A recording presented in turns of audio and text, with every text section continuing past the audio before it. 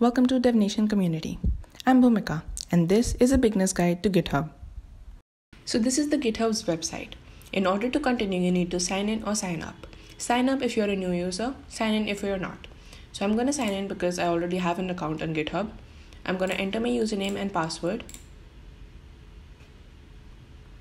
So this is what you see when you sign in. Now, if you're a new user, this is not going to be as clustered as mine. We will be starting with the rightmost options. So we are going to click on a profile picture at the top. First, you see your username. Second thing you see is your status. Now you can set this status by clicking on it, and you can set an emoji, you can type whatever you like and just click on set status. Then you click on your profile. Now this is what other people see when they come to your profile for the first time. In the left, you have your profile picture, edit profile, your followers and following, and your organization, which you can set later on. In the middle, you have all your pinned repositories, your contribution chart for the year, and your recent contributions. Clicking on repositories, this will show all the repositories that you have made till date. These are all my repositories. Now the line on this repository shows how many times you've made a contribution and when. So these lines are pretty straight because I make contributions to my repositories only once. I do not make multiple contributions. But if you make contributions or other people make contribution to your repository very frequently, then it's going to be like a pointed line. Then you go on to projects. Now projects are a little different from repositories. You cannot create projects as similar as to repositories, but I will talk about that later on. Packages is a little bit higher feature, so we'll not be talking about it because it's a beginner's guide. Now the second feature, that is repositories, that we have already discussed. Code spaces are another feature that GitHub has added to its platform recently, and it's testing right now, so we're not going to talk about that either. Your organizations. Now you can make a different organizations page if you do have an organization, so that's not needed for our video. Your projects, it just redirects you to this page. Then we have stars. Now these stars are the ones you have used for different repositories. Now you can give stars to different repositories. You can give star to your own repositories as well. I've starred my own repositories. You can star other people's repositories as well. So this will show all the list of repositories that you have starred. Now gists. Gists are like quick notes. If you want to make a quick note, you just click on gist. Your gist will show a list of all the notes you have made. But if you want to create a gist, just click here. And you can give it a file name, and you can type whatever you like. We'll not be talking about that. It's just a simple feature.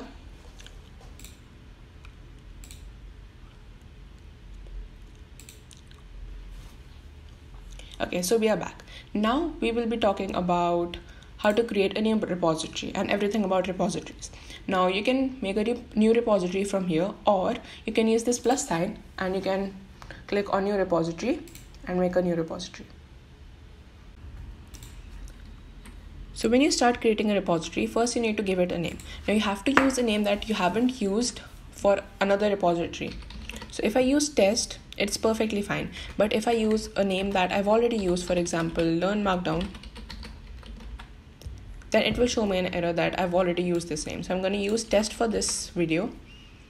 Then you can add a description talking about what this repository is all about, so that when other people see it, they can just see the description and they can know what this repository is all about. Now you can make it public or private. Public lets everybody else see what repository this is, and private, you can choose who can see this repository and make changes to this repository. So if you want your repository to be seen by other people as well, then just set it to private. It's totally your choice. Then there are these three options: readme, .gitignore, and a license. Now I would suggest you all to always add a readme file. What is a readme file? A readme file is like a description. It describes your project. You can add everything that you think is important. For example, if you're making a banking project, you can add all the features and write about them in the README file. git ignore. Now you can make a git ignore file in your repositories root directory to tell Git which files and directories to ignore when you make a commit. Now what are commits? Commits are like changes. If I made a repository already and I think there are some errors in that repository, I can commit to it. I can make a change to it later on when I find that error or bug. So license. What a license does is it tells other people what they can do with your code, if they can use it or not use it. So there are a bunch of licenses that are available here, as you can see, and you can use them if you think that your code is very private to you or other people shouldn't be misusing it. Now then click on create repository, and this is your repository. It's been created. Now the readme file is a markdown file. Make changes to this readme file like this. I'm just gonna add one line so that I can show you further what we can do with it. I'm just gonna say hello. There you go. So you can go down and you can click commit changes. Now you can add, when you're making a change, if for example I am the owner of this repository and you're a second person, so if you are making a change to my repository, you can add a comment right here so that I know why you made that change exactly. Okay, now you can see two options right here: commit directly to main branch, create a new branch. Now what are branches? When you create a Word file, you save it, right? Again, when you open it to make a few changes and you haven't saved it yet, so that phase when you haven't saved that Word file but the changes are still there, that you can consider as a branch. Now if I'm just going to save it without a branch for now, so I'm going to click on commit changes. So this hello is added to my main branch. You can see the branch name right here. If you want to create a new branch, a new set of changes, you can just create it here. I'm just going to say test. Let's not use test. We're just going to go with change, right? Here you can see create branch, change. You can click on that. And a new branch is created. Now you can see the word change is here because it is the name of the new branch.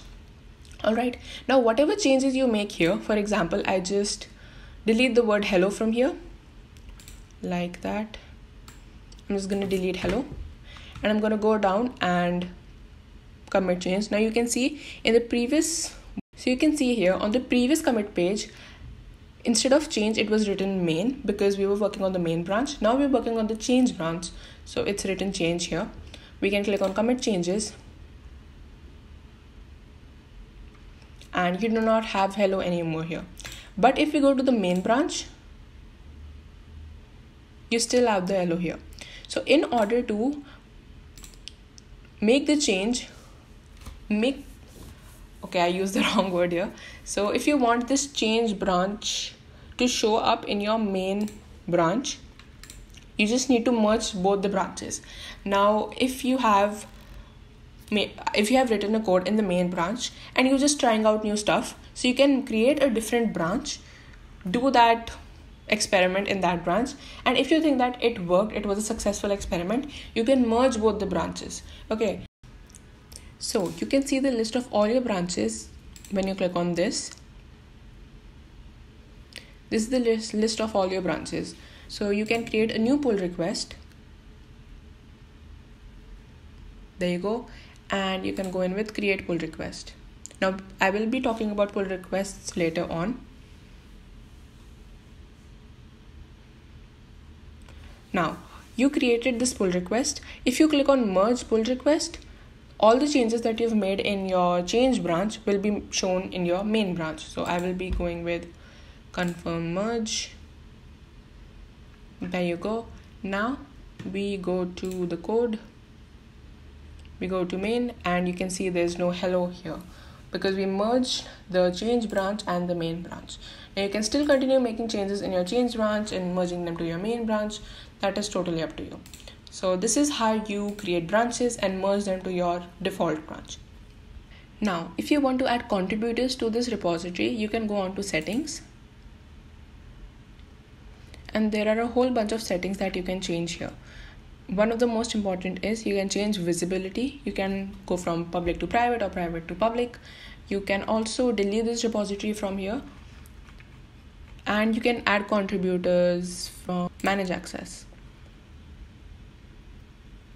So here you can see, you can click on invite a contributor, you can put their username in, and you can just select the above contributor, and you can send a request to them, and they'll be accepting that request, and only then will they be able to make changes to this repository. So that's like the basics of repository. So we come on to projects. Now, how to create a project?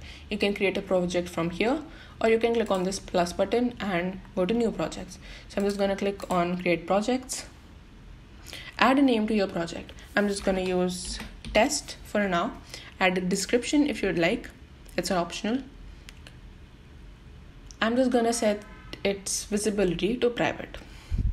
Now you see this additional option here. What this does is, now when you're creating a repository, you can directly add code to that repository. But when you're creating a project, you cannot directly add code to your project. In order to add code to your project, you first need to add it to a repository, and then you can link that repository to this project. Now, if I want to add a repository to this project, I'm just gonna type the name of that repository and select it. So I've selected one repository for this. If I want to choose multiple repositories, I can do that as well. So I'm gonna choose another repository here. There you go. So you can click on create project, and your project will be created here. Now, columns. You can actually plan out your project on this page. Now, if you have to add more repositories to this project, or you need to delete some repositories, you just go to menu, and then you have these three dots. You can click on that and go to settings. Here you can see three options. First is visibility, second is collaborators. Now, if you're working on a project with different people and they're all working on if you're working on one repository, the other person is working on the other, you can add those two repositories to one project. Just type in his or her name here, and I can click on add collaborators, and they will get a request, and then they will be able to make changes to this repository. Now, link repositories. We already linked two repositories previously, and now we will be linking another one. So you can just link a repository from here. You can type the name, machine. I'm just going to go in with, so you can just click on this and link this repository as well. I'm not going to do it right now. I'm just going to let these two be here. Now we come to explore. Now, explore page has all the trending, latest, all the repositories that other people are working on. So you can see what other people are doing. Now, marketplace has these two things, apps and actions. Do not confuse them with the apps that you have on your phone. These apps are only available for GitHub. You can only download these apps for GitHub and use them on GitHub. So for example, I go to this app, Stale. So you can see the description of this app. You can also create apps like this. All these apps will be functionalities related to GitHub only. Okay, you cannot download these apps for your phone or your laptop. So we're going to go back. There's a second thing that is called actions, and you can add that too, but again, it will only be for your GitHub. Issue is the kind of a bug tracker by GitHub. It is a great way to keep track of tasks, improvements, and bugs that can be shared and discussed with your team. Now, you can open an issue in other person's repository, and other people can open issue in your repository. So if there's a bug in the code that you see on some other person's repository, you can create an issue there. The person will see the description of your issue. If they find it's relevant, then they'll give you the rights to make changes to their repositories. Otherwise, they won't. Pull request. It tells others about changes you've pushed to a branch in a repository. Now, we did talk about branches earlier, didn't we? If we want to make a change to some other person's repository, or for example, my own repository. So pull requests are, I will be asking that person that this is the change I want to make. Will you allow me to do that? So I made that change in a different branch. We talked about branch as well. So I'll make that change in a different branch, and I'll ask them if I can merge that change into your branch. So I will be sending them a pull request. And if they accept my pull request, both the branches will be merged. The code changes I made will be shown in the main branch.